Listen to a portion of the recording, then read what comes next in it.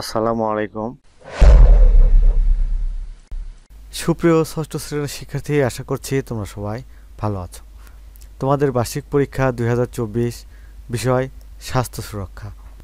আজ আমি সুস্থ থাকি, আনন্দে থাকি, নিরাপদ থাকি, এই শিক্ষণ অভিজ্ঞতার গুরুত্বপূর্ণ এক কথায় উত্তর নিয়ে আলোচনা করব।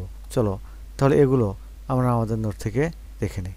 দেখো, প্রথম প্রশ্ন, দৈনন্দিন কাজগুলো সঠিকভাবে করতে বিষয়ভিত্তিক কাজের পরিকল্পনাকে কি বলে? দিনলিপি। শরীর ভালো রাখার একটি উপায় লেখো। পুষ্টিকর খাবার খাওয়া।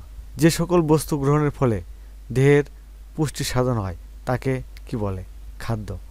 যে প্রক্রিয়ায় খাদ্য গ্রহণের পর দেহের চাহিদা পূরণ করে দেহকে সুস্থ ও স্বাভাবিক রাখে তাকে কি বলে? পুষ্টি। শর্করা বা হাইড্রেট উপাদান আছে এমন একটি খাবারের নাম লেখো। গম। স্বাস্থ্য রক্ষায় শর্করা জাতীয় খাদ্য উপাদানের ভূমিকা কী? কাজ করার শক্তি যোগায়। আমিষ বা প্রোটিন উপাদান আছে এমন একটি খাদ্যের নাম লেখো। মাছ। শরীরের বৃদ্ধি ও গঠনে ভূমিকা রাখে কোন খাদ্য উপাদান? আমিষ বা প্রোটিন। সয়াবিন, চর্বি, ঘি ইত্যাদি কোন খাদ্য উপাদানের উৎস?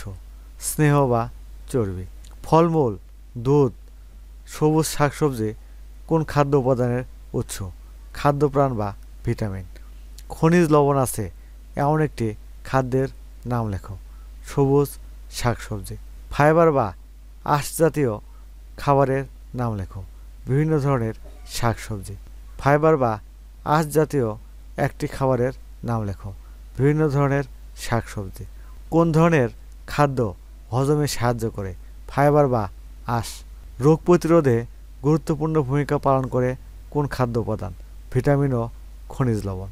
সুপ্রশিক্ষার্থী, এখানে বেশ কিছু এক কথায় উত্তর দেওয়া আছে। বিস্তারিত পড়লে ভিডিওটি অনেক বড় হয়ে যাবে। তোমরা ভিডিও থামিয়ে এখান থেকে প্রশ্ন এবং উত্তরগুলো দেখে নেবে। এগুলো তোমরা ভিডিও থামিয়ে এখান থেকে দেখে নেবে। তারপর এই পাশেও দেখে নেবে। সুপ্রশিক্ষার্থী, জানুয়ারি মাস থেকে আমি অন্যান্য বিষয়ের সাথে প্রতিটি ক্লাসের ইংলিশ বিষয়ের ভিডিও দিব। তোমরা ভিডিওগুলো পেতে সোহান অনলাইন স্কুল চ্যানেলটি সাবস্ক্রাইব করে আমাদের সাথেই থাকবে। আজ তাহলে এখানে শেষ করছি। আল্লাহ হাফেজ।